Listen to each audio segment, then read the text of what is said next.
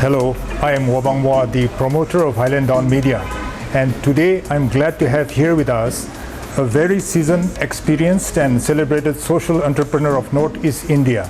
He is the former chairman, now he is member of the Confederation of the Indian Industry CII, Nagaland chapter, and he is the founder of Entrepreneurs Associates Group of Social Enterprises. Welcome, Mr. Neichute Doulo. Thank you, Wabang. And before we start off, today our discussion is an important episode of our weekly series called Northeast India and Beyond, NEIB, which is an online discussion economic forum or think tank where we discuss strategies to implement on our way to business and entrepreneurship success for regional prosperity of Nagaland and Northeast India. And this is a forum to discuss possible business solutions to create new jobs, to usher in broadly shared prosperity in Northeast India. We strongly believe that the combined insights and expertise and knowledge shared by such accomplished people like persons like Neichute and others to our forum, think tank, can be a beacon for upcoming entrepreneurs and businesses in our region.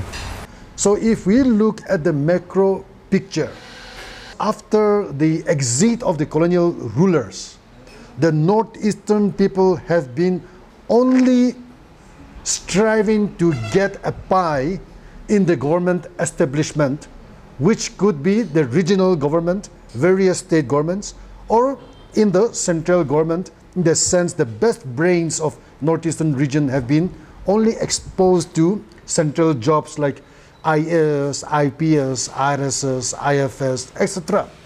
And therefore, we have not sent enough of our best mind to take up entrepreneurship, which the region really needed. So at this point of time, there seems to be a void between the human capital, which will come about because of the vibrant breed of entrepreneurs that Northeast need. We don't have that. So if India seriously decides to act on East policy, it looks like we have to import entrepreneurs from mainland India to come and shape our business opportunities that the world is offering us. It looks like, but perhaps on the other hand, like I mentioned, government of India is also trying to bring about a change in the infrastructure, improvement of roads, the railways, transportation, as well as information superhighway infrastructure. So what about our local people? Are we up to it in the sense, are we prepared mentally or even physically for all these things which are coming up? So you are right. If we really look at the way India has been governed, what we are seeing now seems to be a different strategy. BJP seems to be building a number of roads and railway heads across the region, which started during Vajpayee's time with the golden quadrilaterals. And so our people, including the Northeast indigenous group, wherever in all the 8 states they are placed, we want them to come up and take advantage of these new shifts. But it looks like a lot of Northeast indigenous people are freezed in the time zone of what I call government mind space. Exactly. We have not yet grown into the market mind space. And that's where the northeastern indigenous communities are going to miss the bus if we do not wake up soon and adapt ourselves to these fast changing economic structures happening all over us. Or else, if we do not take care of this, we will have Marwaris who are settled in Guwahati, Dimapur, Shillong, or Punjabis. They will take over the leadership of entrepreneurship, but the indigenous group will become employees of business houses. Northeast India and Beyond Institute's mission to inform, encourage, and empower individuals and businesses to seek solutions and pursue economic activity that will ensure broadly shared prosperity and opportunity to impact the economy of Northeast India positively. If we look at our society now, we also seem to know, there is present a knowledgeable, young, and then fast-acting also group of entrepreneurs who are aware of all these factors as well as of the opportunities. But the majority, perhaps, like you mentioned, are people in the middle class or lower section of society. We don't seem to have an open mind, like you said. So we know that from your side, working on social entrepreneurship, you have been working a lot in this area, opening the mindset, the activities, the opportunities for our rural people as well as the people in small towns. So are you talking mostly about this set of people, or you're mentioning the whole, the younger people also? If we look at the Northeastern indigenous groups, we have contractors and suppliers, we have retailers, and we have company dealers, but we lack entrepreneurs. Most of our indigenous communities do not have model entrepreneurs. And so there is something where the young crowd can't figure out, well, I want to be like that person because I want to take up business. Yes. They end up mostly as retailers, and retailer is business, but it is not attractive, or it may not attract the glamour that young people may want to dream of. But the good thing is, because the government job opportunities in the last 20 years are becoming limited, and therefore a lot of young people go out and work outside the country, in the country with MNCs, and that they come back to think, why can't I do something for the region? So this is a good shift, but we are, as a society, we have not been nurturing entrepreneurship. We have, as a society, the indigenous group in Northeast, we have been promoting government job. We have been nurturing young people to sit for public interviews, but as a society, we have been looking down on entrepreneurship and discouraging our young talent to take up business. And so there is this gap of where the young talent are not attracted to business. But this trend is changing, and what I have seen is a number of young people who came back during the COVID pandemic lockdowns are actually starting out small eateries, small restaurants, small agri enterprises. I hope they don't get discouraged and give it up. I hope they grow, and in 10 years' time, I wish that they migrate from being a retailer, being a small restaurant owner, to own chains of restaurants, to start really developing what we call entrepreneurship and generating, if not thousands of jobs. Each of them, I hope, they generate hundreds of jobs for our people. And if the Northeastern people do not see the opportunities that we have, for instance, Northeast is connected physically to what people call the mainland India only by 2% of the territory, which is famously known as the chicken neck. The rest, 98%, has international boundary. But this 98% international boundary which Northeast enjoys will have no meaning if we don't understand the potential of what entrepreneurship holds for the region. If our best mind continues to look only for government job, like 1 year ago, when 6 people from Manipur cracked UPSC exam, the chief minister and the whole state went out to celebrate 6 people getting a job in government establishment. Exactly. But there are no system to celebrate if a Meitei or a person from Manipur create an industry whereby 200-300 people jobs are created. There is no celebration, there is no recognition. And so for us to have that type of model, we don't have that model where to attract young people except livelihood business. But somewhere we have to start. If I see we are beginning to have some good models in Assam, but unfortunately they are not indigenous people. You are talking about role models, right? Role models for people us to understand and emulate and Yes. also follow them. So according to you, what would be the definition of a good entrepreneur? No. I would say somebody who has created a new product or service or a new idea that can change a society's way of thinking. A simple thing like how lodging hotels are conducted in Northeast. We have not been able to have good chain of homestays, but if an entrepreneur comes in with developing a quality control system for a good homestays across the state or region, I would think that he or she has created that value system, and he or she is a good, environment entrepreneur, or you call it service sector, or even in any product that, for example, Northeast is considered to be a hotbed for organic products. We are yet to see any of the indigenous people able to really produce something which is organic and consumed by the country.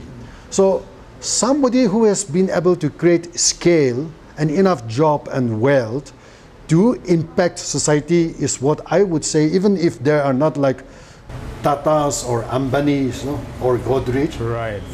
We need somebody to show us that this is possible and this can be done. My next question related to the macroeconomy is, could Nagaland and Northeast India grow from a low developing economy to a developing economical powerhouse? It's easier said than done, basically because our mindset is not ready. In 2016, the Forbes came up with a finding in the US that government is the biggest impediment for development.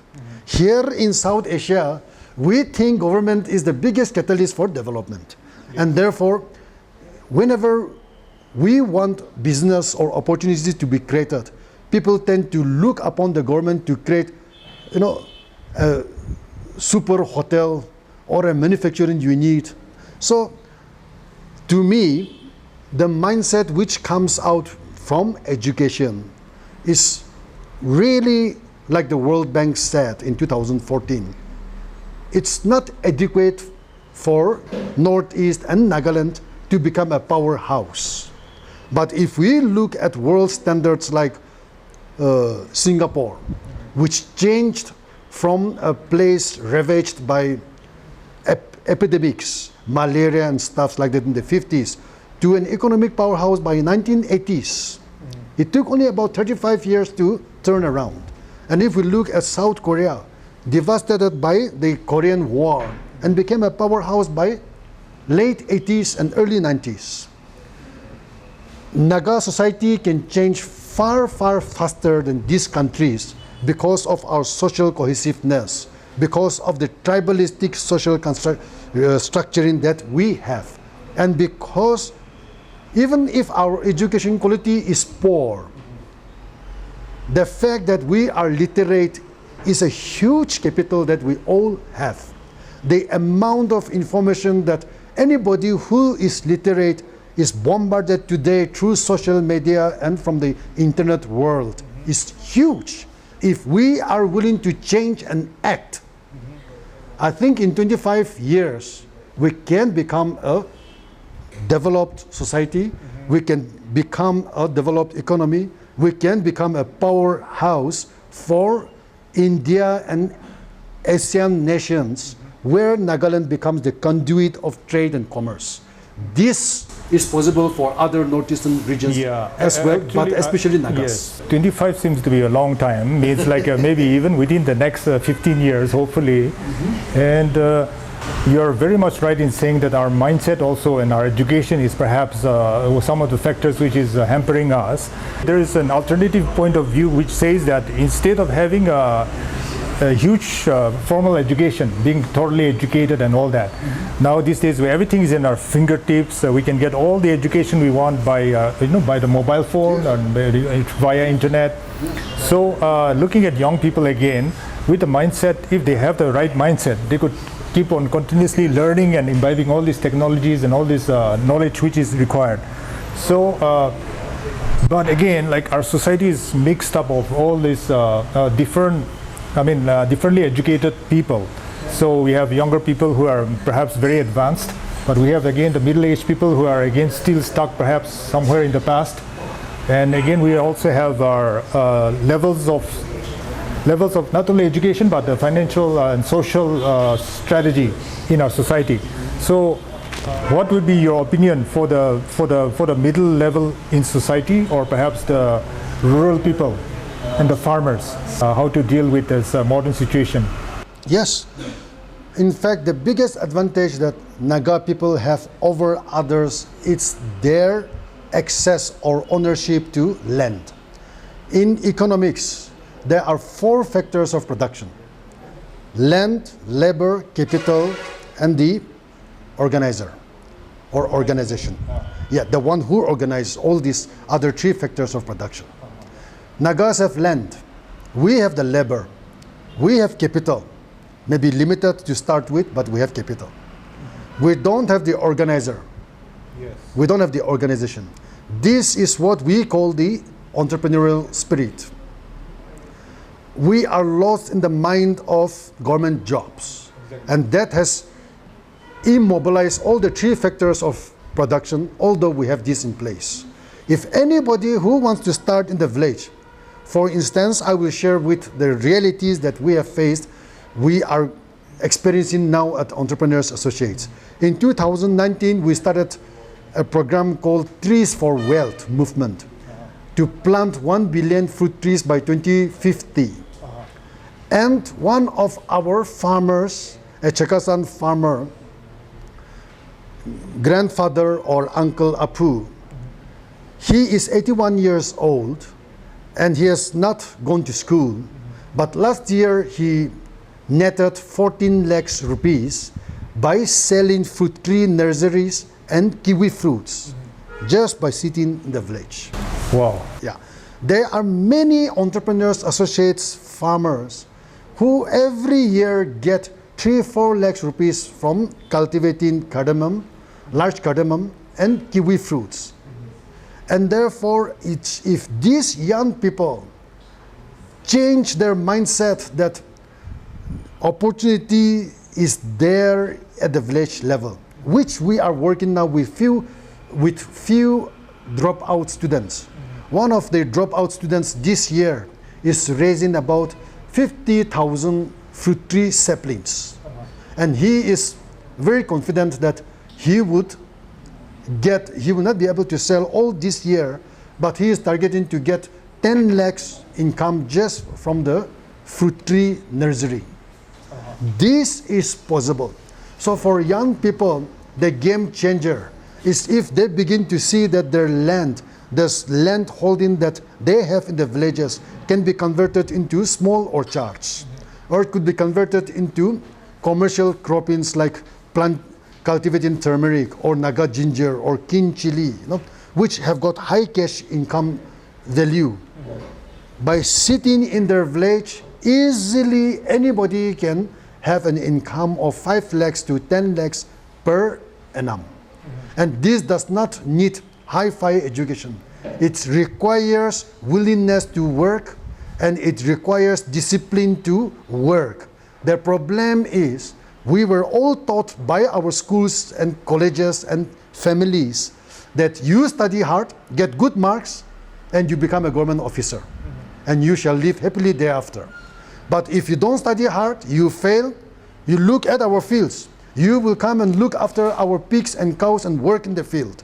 A young boy or girl of 5 years old have already distinguished which is failure, which is success. These have to be removed from our mindset, and people must associate land-based economic activities to that of livelihood and income.